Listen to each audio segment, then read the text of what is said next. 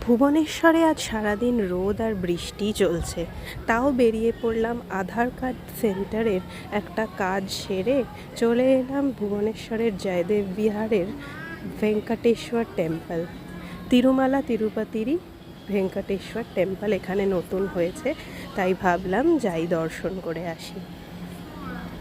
আজ থেকে 3 মাস আগে তিরুপতি গিয়েও যে ফিলিংটা হয়েছিল, আজকেও ঠিক তেমনই। দর্শন হয়েছে খুবই ভালো, এখানে অত ভিড়ভাট্টা নেই, খুব শান্তিতে দর্শন হলো, প্রসাদও পেলাম।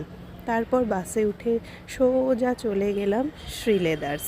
এখানে একটু কালেকশন চেক করে একটা কিছু টুকটাক কেনাকাটা করে ফিরতে ফিরতে হয়ে গেছে সন্ধে।